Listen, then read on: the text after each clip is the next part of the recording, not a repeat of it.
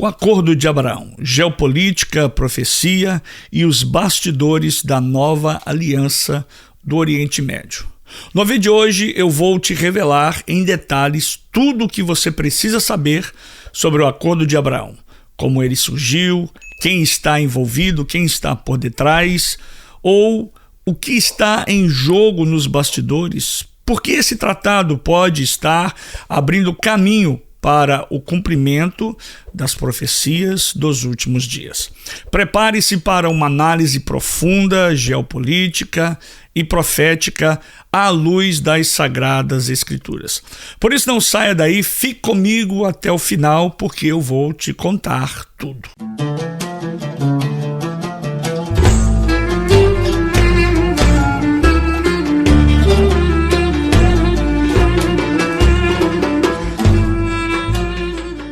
Mas antes, porém, não se esqueça de deixar o seu like, o seu joinha, se inscrever no canal e compartilhar esse vídeo. E se você que ainda não se inscreveu no nosso grupo do WhatsApp, no Sefer HaKodesh, e se fizer a inscrição hoje, se entrar aí no link abaixo, você vai ganhar um e-book meu. Quando os inimigos apertam as mãos sobre as luzes da Casa Branca e antigas muralhas ideológicas, a pergunta que ecoa no coração de quem discerne os tempos é: estamos diante de uma simples jogada diplomática ou de mais um capítulo das profecias se cumprindo diante dos nossos olhos? O chamado Acordo de Abraão, firmado originalmente em setembro, meados de setembro de 2020, marca um divisor de águas nas relações entre Israel e o mundo árabe. E você sabe quem está por detrás, quem foi o mentor estratégico para esse acordo? Eu vou te falar aqui agora.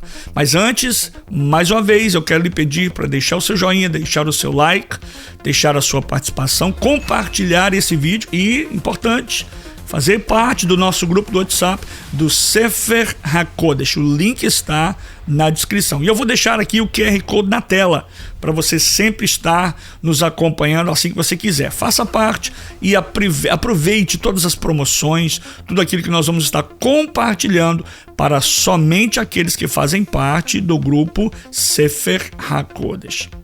Pois bem, quem é que está por detrás desse acordo? Quem é que foi o protagonista? Você não vai acreditar, mas muitas pessoas pensam que é um, que é outro, que é fulano, que é ciclano, mas na verdade o responsável para a parte estratégica desse acordo, do Sefer, desse acordo, a mente estratégica por detrás desse acordo, do tratado, do Acordo de Abraão, é nada mais, nada menos do que Jared Kushner. Jared Kushner, ele é o genro do presidente Donald Trump. Ele foi o arquiteto, aliás, silencioso desse Acordo de Abraão. Jared Kushner é um dos principais conselheiros da Casa Branca. Foi ele o cérebro estratégico por trás do Acordo de Abraão. Acordo esse judeu, acordo esse ortodoxo. E antes de entrar na política, Kushner, ou Jared Kushner, ele assumiu um papel central, um papel principal nas relações exteriores da presidência americana. Apesar de ser um jovem, apesar de sua tenra idade, apesar da sua juventude e talvez, para alguns, inexperiência diplomática, porque eu acredito que ele não é inexperiente coisa alguma, o seu envolvimento direto nas negociações de paz no Oriente Médio foi inicialmente visto, a princípio, com ceticismo, mas acabou surpreendendo o mundo e ao articular uma mudança radical de paradigma na abordagem americana ao conflito israelense e árabe. Foi ele quem desenvolveu e liderou o plano de paz chamado Peace to Prosperity, Paz para a Prosperidade, lançado em meados de janeiro de 2020. Isso já vem acontecendo há algum tempo. E a ideia de Kushner não surgiu de tratados passados ou fórmulas tradicionais. Pelo contrário, ele rompeu com a abordagem histórica adotada pelos Estados Unidos desde os acordos de Oslo. Você se lembra desses acordos? Que priorizavam primeiro um acordo direto entre Israel e os palestinos. Observando essas negociações, estavam já paralisadas há décadas, e que muitos países árabes do Golfo já mantinham relações discretas, porém cooperativas com Israel nos bastidores, Jared Kushner enxergou uma nova oportunidade estratégica. Inspirado por dados de inteligências e articulações econômicas e conversas diplomáticas com líderes árabes, Kushner percebeu que o maior temor comum entre Israel e os países do Golfo era o avanço do Irã. Essa ameaça compartilhada, ela abriu espaço para uma aliança inesperada. Assim, Kushner propôs um caminho inverso. Ele propôs normalizar primeiro as relações entre Israel e os países árabes, especialmente os que não estavam diretamente envolvidos no conflito com os palestinos. A ideia era criar uma nova dinâmica de prosperidade, cooperação tecnológica e segurança regional, isolando as forças extremistas e futuramente oferecendo um contexto. Ele queria oferecer futuramente, no futuro próximo, um contexto mais favorável para a resolução da questão da Palestina. Em resumo, o plano de Jared Kushner não foi apenas diplomático, mas foi estratégico. Ao usar a figura de Abraão como símbolo de unidade entre judeus e muçulmanos, e também ao confirmar ou combinar cá entre nós um pragmatismo comercial com um discurso de paz. Ele deu início ao que hoje é chamado, todos nós conhecemos como o Acordo de Abraão. Um dos marcos mais ousados e controversos da diplomacia moderna no Oriente Médio. O que antes era apenas inimizade institucionalizada, começa então agora a dar lugar a uma cooperação estratégica e pragmática, mediada principalmente pelos Estados Unidos, sob o governo do atual presidente Donald Trump, com o envolvimento direto de Jared Kushner. O nome Abraham ou Abraão não foi escolhido ao acaso ou por acaso. Ele é uma referência simbólica ao patriarca comum entre os judeus, o patriarca mais respeitado, venerado entre judeus, cristãos e muçulmanos, o que atinge as três maiores religiões do mundo: o judaísmo, o cristianismo e os muçulmanos e o islamismo. Houve então uma tentativa de construir, criar pontes através de uma herança que já existia, mas uma herança espiritual compartilhada.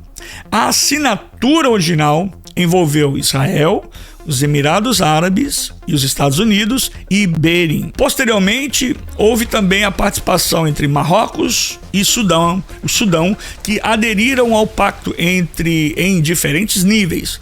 Mais do que gestos políticos, esses acordos abriram fluxos reais de investimento, turismo, tecnologia, segurança cibernética, é claro, intercâmbio cultural e principalmente a cooperação militar. Estima-se que o comércio entre Israel e os Emirados tenham dado um salto praticamente do zero para 5 bilhões de dólares em poucos anos. Para os signatários, os benefícios são nítidos. Eles agora têm acesso a mercados de inovação israelense, uma modernação das defesas nacionais e uma aliança silenciosa para conter o expansionismo do Irã, que continua sendo ainda o maior opositor desse acordo. Contudo, nem todos celebraram. A autoridade palestina classificou os signatários árabes como traidores da causa palestina, por normalizarem relações com Israel sem avanços no processo de 2 estados. O Irã e seus aliados, como o Hezbollah e outros, passaram a intensificar retóricas e ataques, enxergando o Acordo de Abraão como uma colisão anti-xiita disfarçada. O acordo, ou o conflito, aliás, o conflito em Gaza, que escalou drasticamente entre 2023 e 2024, ele esfriou momentaneamente o entusiasmo de alguns países, especialmente da Arábia Saudita, cuja adesão ainda não foi oficializada. Eles ainda estão aguardando a opinião, a oficialização da Arábia Saudita, se eles vão concordar com os acordos. Os sauditas continuam negociando por detrás dos bastidores, mas exigem ainda garantias dos Estados Unidos, incluindo sistemas avançados de defesa e compromisso com a criação de um Estado palestino, que é exigência difícil de conciliar nesse cenário que ainda está tão volátil. Embora muitos tratem o Acordo de Abraão como um triunfo diplomático, outros o enxergam como uma peça estratégica de contenção regional e até mesmo como um passo profético rumo ao cumprimento dos textos bíblicos de Daniel, livro de Daniel, livro de Zacarias e o livro de Apocalipse. A Bíblia nos lembra que haverá momentos em que os homens clamarão por paz e segurança, mas sobrevirá repentina destruição. Primeira carta de Paulo aos Tessalonicenses, capítulo 5, verso 3. A aliança entre descendentes de Abraão pode ser uma janela de esperança, mas também uma prévia tensão escatológica descrita, já registrada nas Sagradas Escrituras. Há também outro aspecto a considerar: o simbolismo espiritual por trás do nome Abraham ou Abraão. Para a fé cristã, ele é mais do que um personagem histórico. Ele é o pai da fé. Romanos capítulo 4 diz isso. Figura de homem obediente, porém uma obediência radical e esperança que traz uma esperança contra todas as desesperanças. Quando as nações que carregam a sua herança se unem, o mundo espiritual ele estremece. Isaías 19, 23 a 25 diz isso. Ele profetiza um dia em que haverá uma estrada entre o Egito, a Síria e Israel, e Deus os chamará de meu povo, minha obra e minha herança. A pergunta é: estamos vivendo ou estamos vendo o início disso tudo? Ou são alianças humanas apenas que preparam o palco para conflitos futuros? É aqui que entra novamente o meu alerta, a minha palavra para você. É aqui que entra o papel da igreja. É aqui que entra o nosso chamado. O nosso chamado não é apenas para observar, não é apenas para acompanhar, mas para discernir. Não apenas informar, mas interceder, clamar, buscar, orar. A aproximação entre Israel e os países árabes é, sim, com certeza, um fenômeno, um sinal histórico sem precedente. Mas a palavra de Deus nos ensina que há um reino que não se abala. Nenhum acordo humano poderá ou pode substituir a aliança eterna estabelecida pelo sangue do Cordeiro, pelo sangue de Jesus. Diante de tudo isso, resta-nos apenas uma decisão: assistir passivamente aos movimentos geopolíticos ou entender que cada linha diplomática assinada aqui na terra pode estar se alinhando com decretos que foram selados nos céus. E como sentinelas, nós, do tempo, devemos nos manter vigilantes, informados, em oração. O Acordo de Abraão pode parecer, à primeira vista, uma tentativa moderna de pacificação regional, uma aliança de conveniências econômicas, diplomáticas e estratégicas. Mas, à luz das Sagradas Escrituras e da história profética, ele pode ser, sim, na verdade, o prelúdio de algo muito maior e mais decisivo. As nações estão em ebulição Eu já venho dizendo isso há algum tempo aqui no canal. Os mapas estão sendo redesenhados por detrás dos bastidores. Existe, vou usar uma palavra que eu usei no outro vídeo, existe uma cortina de fumaça que está sendo levantada para tirar o foco. E o Oriente Médio, ele está como um forno aceso. Volta a ser o epicentro dos grandes movimentos espirituais e geopolíticos. Jerusalém está no centro espiritual do mundo e ponto mais sensível da profecia bíblica. Mais uma vez, ele pulsa como relógio profético de Deus, da humanidade. Cada batida vem revelando que estamos mais perto do dia do Senhor. O que o mundo vê de forma diplomática, que o mundo vê como diplomacia, o céu pode estar revelando como preparação para eventos escatológicos que mudarão a história para sempre.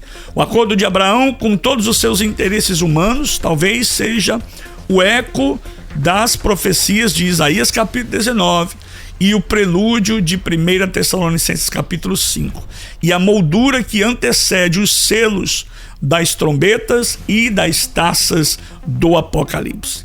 Por isso, mais do que nunca, é tempo de vigiar, orar, discernir e não se deixar embriagar pelas aparências de paz. Há uma falsa sensação de estabilidade sendo vendida, apresentada ao mundo, enquanto nos bastidores das nações alianças obscuras se formam e agendas ocultas avançam com rapidez surpreendente. Jesus já havia dito, já havia advertido que antes do fim viriam rumores de guerras, reinos em conflito, fome, pestes, terremotos, falsos profetas. Tudo isso está hoje, agora, diante de nós. Quando o discurso mundial começa a girar em torno de paz e segurança, o alerta profético, leia primeira carta do apóstolo São Paulo aos Tessalonicenses, capítulo 5, em específico no verso 3. Isso está ressoando com força. E a Bíblia diz: então lhes sobrevirá repentina destruição. O engano dos últimos dias não virá com gritos de guerra. Pasme, senhoras e senhores, mas ele virá com promessas suaves de diplomacia articulada e tratados que muitos verão como a solução, mas que serão apenas prelúdios do juízo. Novamente um alerta, uma palavra para a igreja. A igreja não pode ser ingênua nem neutra nesse tempo. Devemos ser como os filhos de Issacar, que tinham entendimento dos tempos para saber o que Israel devia fazer. Não somos apenas observadores, somos atalaias sobre o muro ou os muros espirituais, como sentinelas que soam, que tocam a trombeta quando enxergam os sinais lá no horizonte. E todos os sinais, eles apontam para a eminência da volta de Jesus. O tempo é curto, meus amados. Os sinais são claros.